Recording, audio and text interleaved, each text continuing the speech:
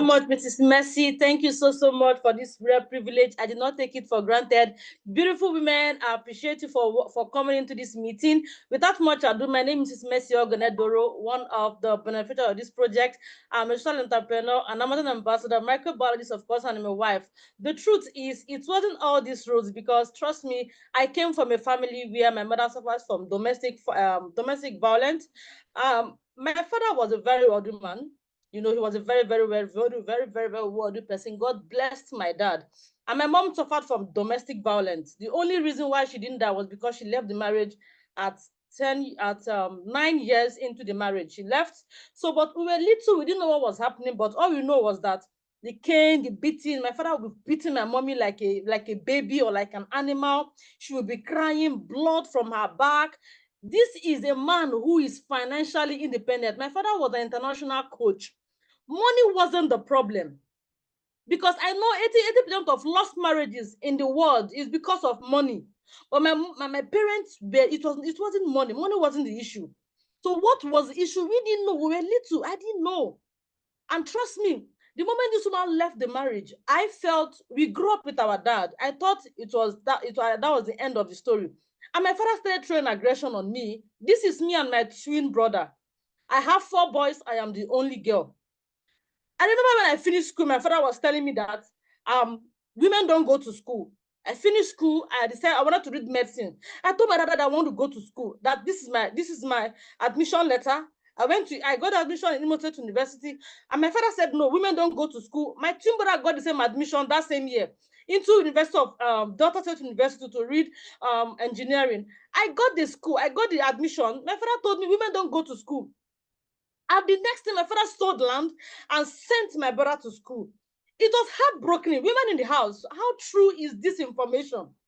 I wrote the next year exam. I got the admission at University of Ibadan. See, if I had failed the exams, I knew I had failed. I would have taken the fact. If my parents didn't have money, I would know that they didn't have money. But the only offense that I had, my father only told me, was because I was a female child.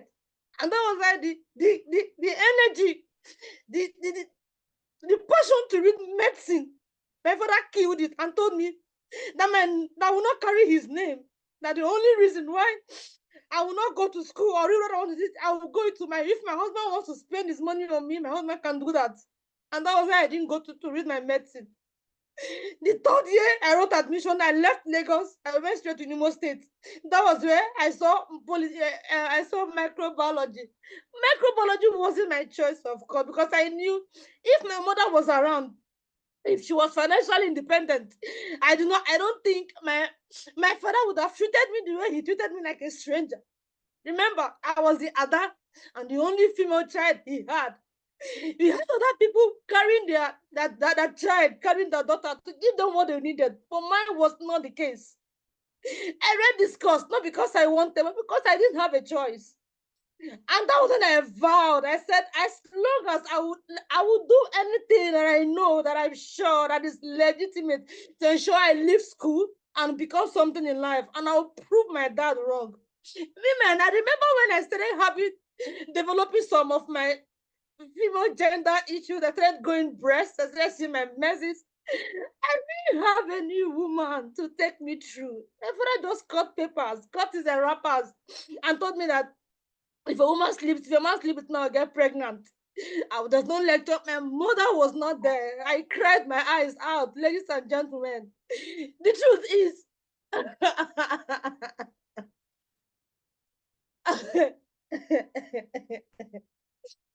the only reason why I'm pointing this out, because it is no longer the story today.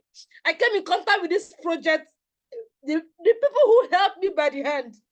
I met with women, I met with men who gave me assurance and believed in me. They worked with me and taught me how to run this project.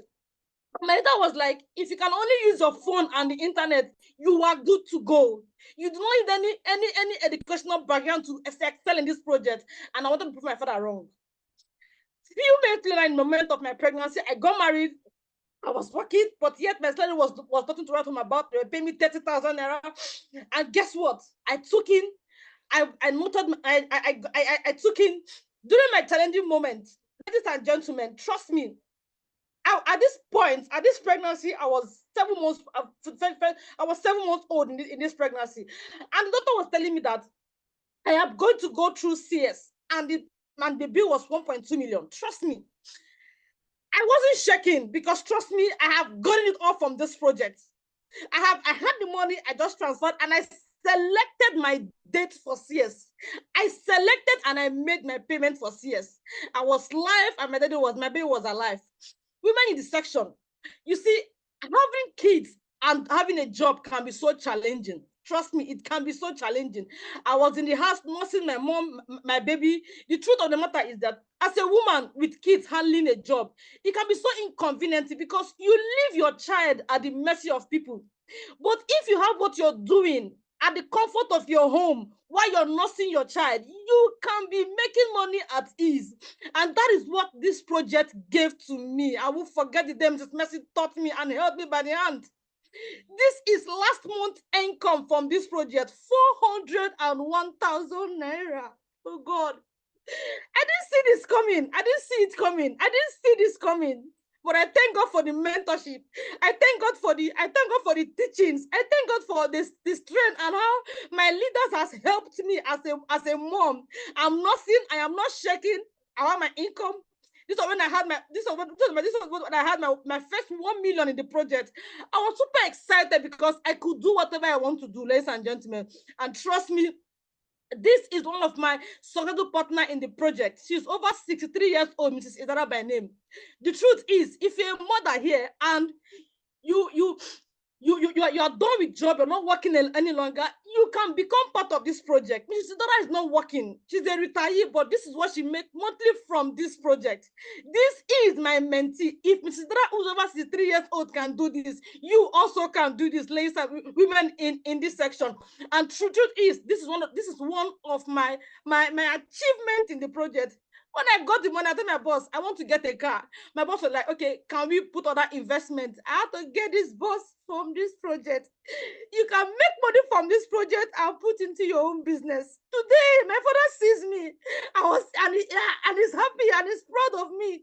Imagine I got it wrong. Imagine I didn't come in contact with this project. What will my life be like?